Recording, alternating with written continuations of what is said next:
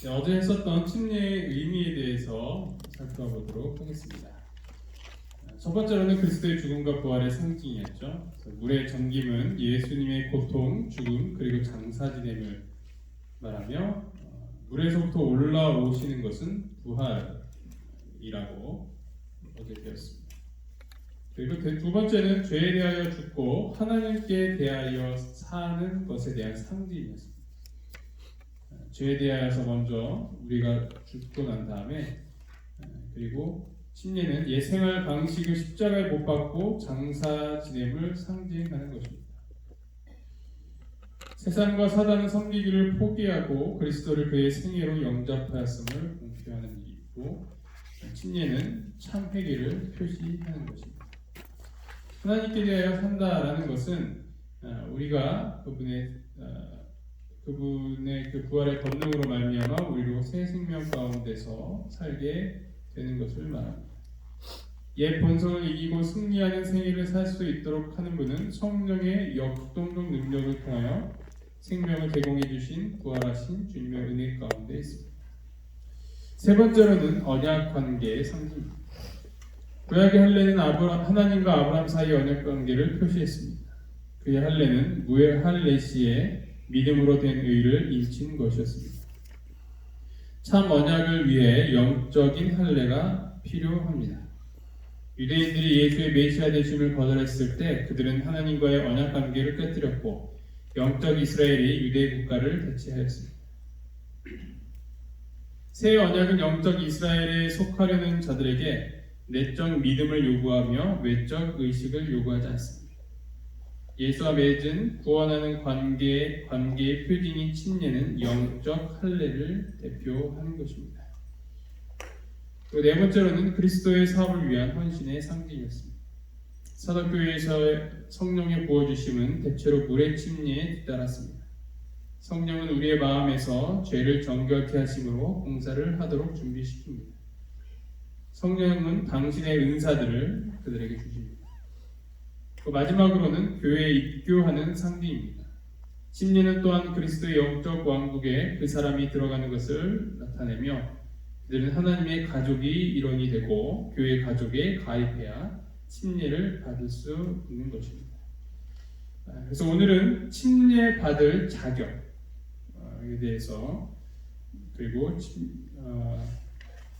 침례 열매에 대해서 함께 나눠보도록 하겠습니다.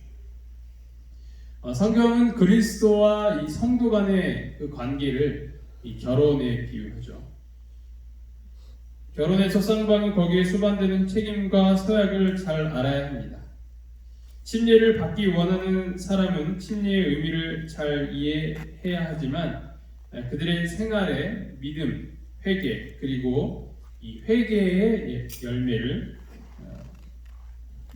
나타내야 합니다. 이 첫 번째로는 믿음의 모습을 보여줘야 합니다.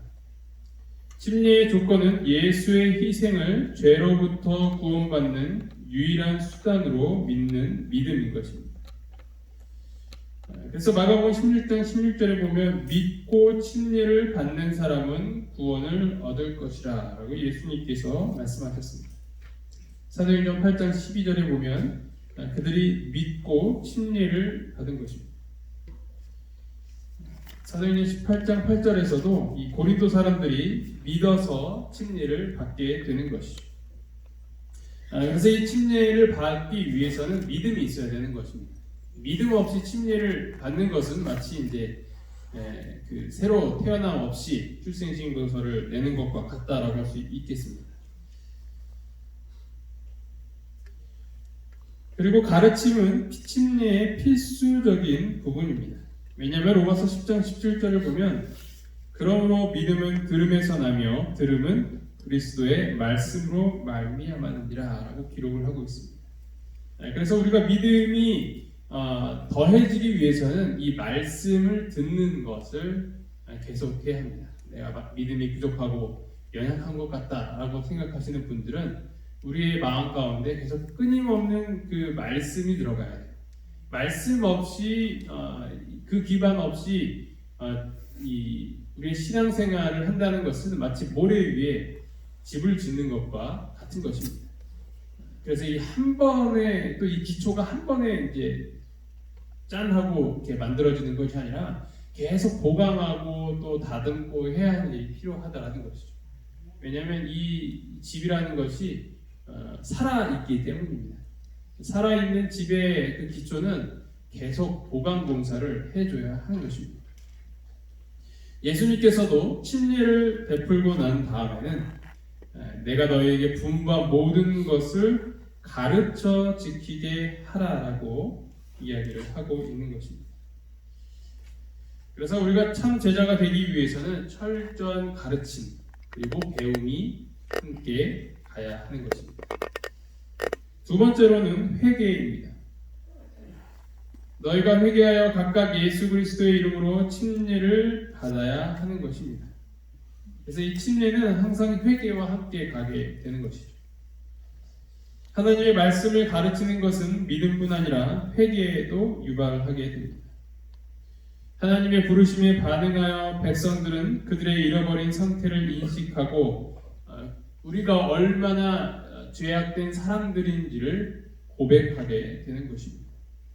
그리고 자신을 그리스도께 굴복시키고 또 회심의 길로 나아가게 되는 것이죠. 회개를 통해서만 그들은 침례의 선행 조건인 죄에 대한 죽음을 경험할 수 있다. 그래서 이 회개 없이 침례를 받는다는 것, 믿는다는 것은 이 앞뒤가 맞지 않는 부분이죠. 우리는 예전 것과 예전의 삶과 다른 삶을 살게 되는 그 회심의 경험을 해야 하는 것입니다. 세 번째로는 회개의 열매들입니다. 침례를 받기 원하는 사람은 회개에 합당한 열매를 맺어야 합니다. 그들의 생활은 예수 안에 있는 진리에 대한 그들의 헌신을 증명해야 하며 그분의 계명에 순종함을 통하여 하나님께 대한 사랑을 표현해야 합니다. 침례 전에 그들은 이미 그릇된 신조와 관습들을 당연히 포기했어야 합니다.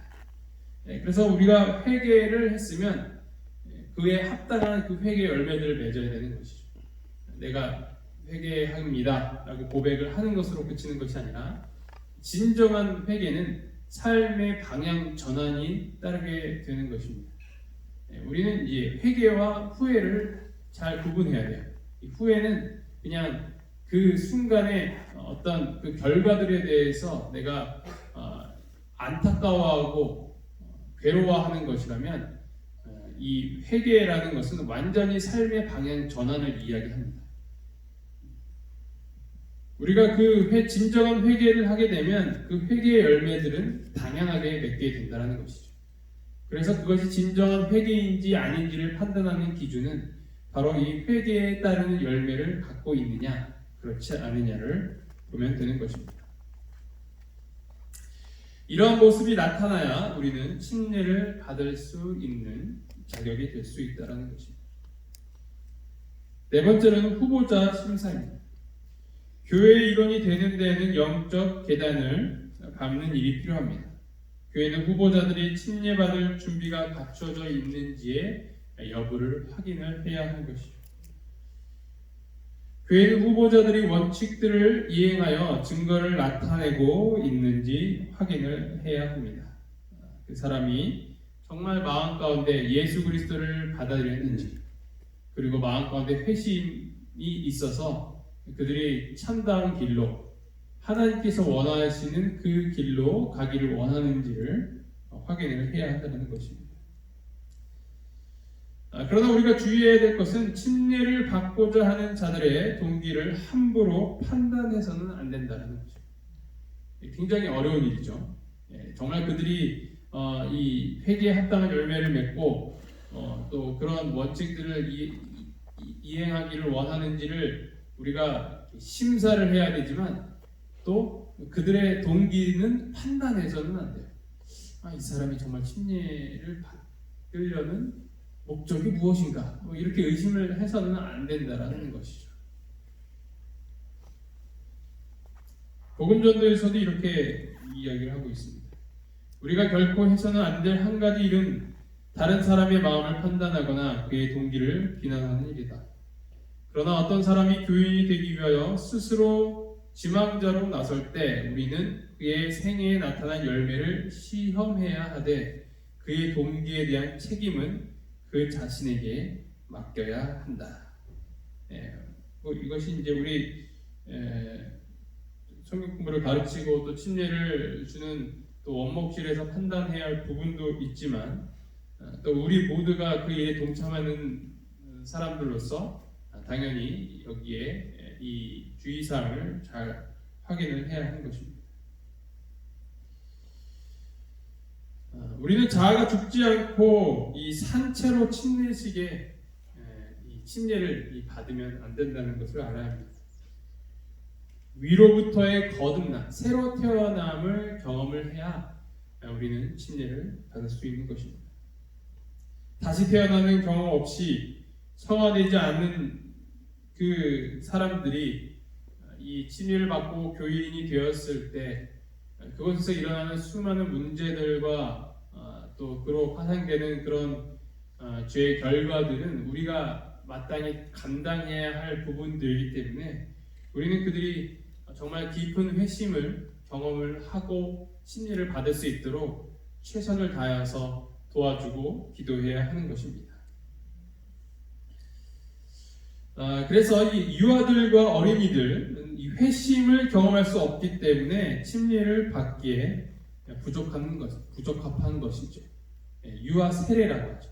아이들이 이제 아무것도 모르는 그 아이들이 이제 세례를 받는 그 유아 세례인데 이것은 사실 성서적으로 옳지 않다라고 우리가 볼 수 있는 것입니다.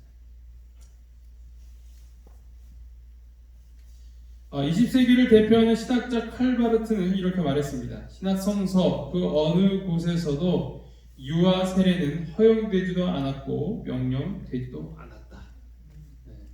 그리고 영국 출신의 세계적 복음주의 신약학자인 비슬리 머레이도 이렇게 말했습니다. 나는 분명히 유아 세례 가운데서 신약교회의 침례를 인정할 수 없다. 그래서 아무것도 모르는 아이는 어떤 이런 침례의 자격이 되지 않기 때문에 사실은 그 침례를 유아 세례를 베푸는 것이 옳지 못하다라고 할 수 있습니다. 그래서 우리는 이제 봉헌 예식을 하죠. 이것은 이제 아이의 부모가 헌신하는 그러한 개념으로 이 봉헌식은 진행을 하지만 이 아이에게 직접 어떤 유아 세례를 베푸는 것은 큰 의미가 없을 수 있다. 왜냐면 애가 커가지고 갑자기 무신론자가 될 수 있잖아요, 그렇죠? 나는 부모님처럼 저렇게 교회 다니지 않을 거예요 하고 이제 결심할 수 있기 때문에 그 아이가 온전히 자신의 그 의견을 내세울 수 있을 때까지는 이 침례를 줘서는 안 된다는 것이죠. 그러면 이 몇 살이 언제 이 어린이들에게 침례를 베풀어야 하는 것이 맞는가? 첫 번째는 침례의 의미를 이해할 만큼 성숙되었을 때 이 침례를 줄 수 있다는 것이죠. 그리고 두 번째는 그리스도께 자신을 드리고 회심하였을 때, 세 번째로는 그리스도교의 기본 원칙들을 이해할 때, 마지막으로는 교회의 이론이 되는 것이 무엇을 의미하는지를 이해할 때. 그러니까 이 어느 정도 성숙했을 때, 좀 머리가 깨어 있을 때, 지적으로 그런 깨달음이 올 때, 그때서야 침례를 줘야 한다는 것입니다. 그런데 이런 영적인 성숙에 도달하는 연령이 개인마다 차이가 있습니다. 다른 사람보다 더 어린 나이에 침례를 받을 준비가 되어 있는 사람들도 있습니다. 초등학교 2, 3학년인데 벌써 생각하는 게 남다른 아이들이 있을 수 있죠, 그렇죠? 저기 찬미를 보면서 눈물을 흘릴 수도 있고 그런 아이들이 있을 수 있습니다. 그런 아이들을 우리 가르쳐서 이제 애어른이라고 하죠, 애어른. 이게 애인데 어른 같다 해서 애어른인데 반대로 또 누가 있어요? 어른 아이도 있어요. 평생 철들지 않는 남자들이 있죠. 여러분들의 가정에도 있을 것으로 생각합니다. 죽을 때까지도 철이 안 드는 사람들이 있어요. 뭐 이렇게 농담식으로 얘기를 했지만 어쨌든 우리가 이 영적인 성숙도가 다 다르기 때문에 함부로 그 어떤 나이, 이때 나이에는 침례를 받을 수 있다라고 결정하기는 어렵다라는 것입니다.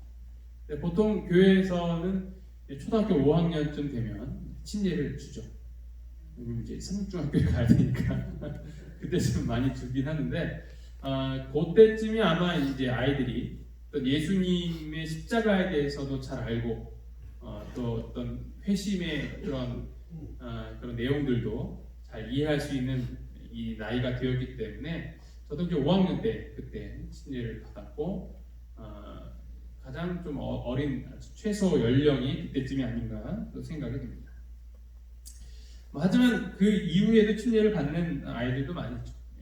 거부한다든지 교회 나오기 이제 꺼려하던 이런 아이들은 중학교 가서나 고등학교 가서나 이렇게 받기도 합니다. 그것은 이제 부모들이 좀 확인하면서 결정을 해야 하는 것입니다. 그래서 부모가 그들의 자녀가 어린 나이에 침례받는 것을 동의할 때 그들을 영적으로 성장시키고 품성을 발전시킬 수 있는 책임을 지게 되는 것입니다. 그래서 이 아이들이 어린아이 때 침례를 받을 때 부모의 역할이 상당히 중요한 것입니다. 그 전까지 어떤 그런 아이의 어떤 신앙은 이 부모가 좀 책임을 지고 잘 가르쳐야 하는 것입니다. 자, 마지막으로 침례의 열매입니다. 침례를 받게 되면 열매가 따르는데 어떤 열매들이 보면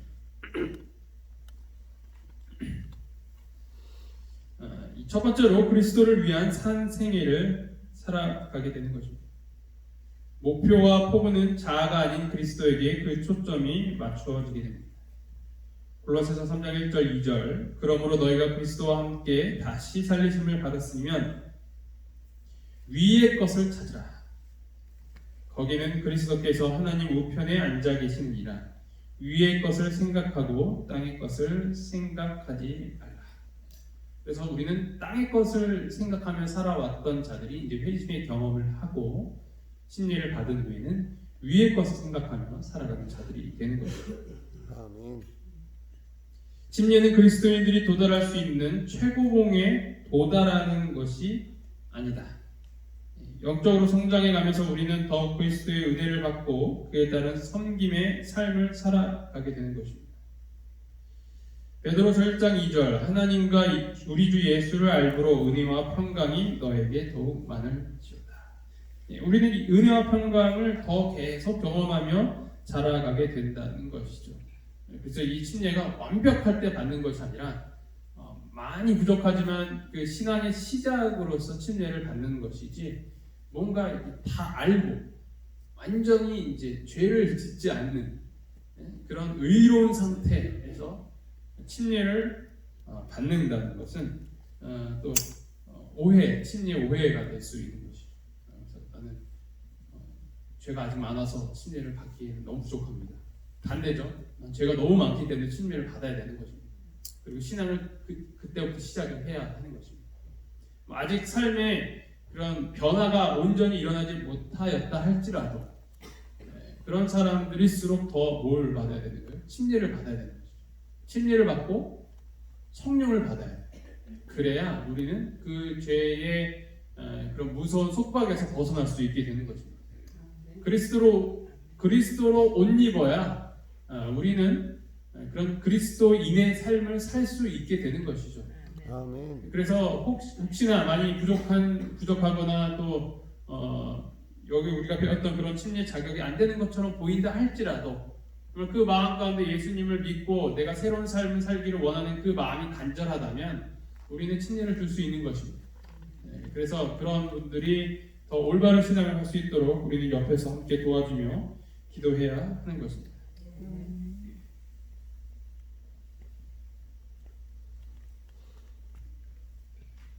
두 번째로는 그리스도 교회를 위해 산 생애를 이런 삶을 살아가게 됩니다. 개인주의가 편만한 이 세상에 우리도 그러한 고립된 그런 삶을 사는 것이 아니라 이 그리스도 교회의 지체들이 되는 것이죠. 한 공동체의 일원이 되는 것입니다. 베드로전서 2장 2절로 5절에도 보면 갓난아기들 같이 순전하고 신령한 젖을 사모하라. 이는 그로 말미암아 너희로 구원에 이르도록 자라게 하려 함이라. 너희가 주의 인자하심을 맛보았으면 그리하라. 사람에게는 버림받았으나 하나님께는 택하심을 입은 보배로운 산돌이신 예수께 나아가 너희도 산 돌같이 신령한 집으로 세워지고 예수 그리스도로 말미암아 하나님이 기쁘게 받으실 신령한 제사를 드릴 거룩한 제사장이 될지니라. 그래서 우리는 이 신령한 집에 살아있는 하나의 그 돌로서 각자의 역할이 있는 그런 아름다운 이 공동체의 모습을 취해야 하는 것이죠. 또한 우리는 그의 머리이신 그리스도와 특별한 관계를 유지하며 그분의 사랑 가운데서 성장하고 매의 은혜를 받게 되는 것입니다. 에베소서 4장 16절 그에게서 온몸이 각 마디를 통하여 도움을 받음으로 연결되고 결합되어 각 지체의 분량대로 역사하여 그 몸을 자라게 하며 사랑 안에서 스스로 세우느니라. 그래서 우리는 언약 공동체 내에서 책임들을 맡으며 그 구성원들은 새로 침례받은 자들을 위하여 책임을 지게 됩니다. 교회와 자신들을 위해 예배, 기도, 사랑의 봉사 생활에 참여해야 하는 것입니다. 마지막으로는 세상을 위하여서 산 생입니다. 세상을 포기하는 삶인데 여기서는 세상을 위하여서 사는 생애를 이야기하고 있는 것입니다. 침례를 받게 되면 우리의 시민권은 하늘에 있게 되는 것입니다. 그러나 우리가 세상에서 불러냄을 받았다는 것은 우리끼리만 잘 먹고 잘 살기 위함이 아닌 것이죠. 우리는 다시 세상으로 나아가야 하는 것입니다. 여기서 세상을 위해서 삶을 산다라는 것은 그 아직도 세상에서 구원받지 못하고 하나님의 사랑이 필요한 자들을 위하여서 복음을 전하는 사는 삶을 이야기하는 것입니다. 세상에 섬기는 종으로 돌아가 그리스도의 구원 사업에 참여하는 일을 이야기하는 것입니다. 구원받지 못한 자들을 은혜의 왕국으로 인도해야 하는 것이 우리 참 제자들의 모습인 것입니다. 그래서 우리가 이러한 침례를 받은 후에 우리는 이러한 열매를 맺고 살아가고 있는지 다시 한번 점검할 수 있는 오늘 이 시간이 되기를 간절히 바랍니다. 요한계시록 2장 4절을 보면 그러나 너를 책망할 것이 있나니 너의 처음 사랑을 버렸느니라. 우리 모두 처음 침례를 받았을 때 그때 그 떨림과 또 그 숭고함 앞에서 하나님 앞에서 참으로 이 마음을 잘 다듬고 또 앞으로의 그 삶을 헌신하겠다는 그런 다짐들 그때를 기억하십니까? 우리가 혹시 그때 그 처음 사랑을 잊지는 않았는지 오늘 다시 한번 되돌아보기를 바랍니다. 그래서 그때 물의 침례를 받았을 때 그 마음이 매일의 성령의 침례를 받을 때의 마음과 동일하게 된다면 우리는 오늘도 이 침례를 받은 후에 하나님의 참다운 백성으로서의 참 열매를 맺을 것이라고 생각합니다. 아멘. 오늘도 침례 받는 이 날이 되기를 간절히 바라면서 말씀을 마치도록 하겠습니다. 아멘. 기도하시겠습니다. 하늘의 하나님 아버지, 저희를 불러주시고 저희를 다시 태어나게 해주심에 참으로 감사합니다. 아멘. 하나님의 자녀로서 거듭난 삶을 살아가고 있지만 여전히 저희의 마음 가운데 세상을 향한 마음과 또한 그러한 이기적인 욕심들이 있지는 않은지 주님 저희들을 용서하여 주시옵소서. 아멘. 저희가 그때 이 침례 받았을 때 그 떨림과 또 그 다짐들을 저희가 다시 기억하게 하여 주시고 매일의 성령의 침례를 받음으로 그 다짐이 계속될 수 있도록 인도하여 주시옵소서. 아멘. 이 병원에 침례를 받기 위해서 준비하고 있는 많은 영혼들이 있습니다. 그들이 하루빨리 예수님을 믿기로 결심하고 헌신하여 이 교회에서 거듭남의 경험을 하고 우리의 가족의 일원이 될 수 있도록 주님께서 인도하여 주시옵소서. 이 아멘. 모든 말씀 예수님 이름으로 간절히 기도합니다. 아멘.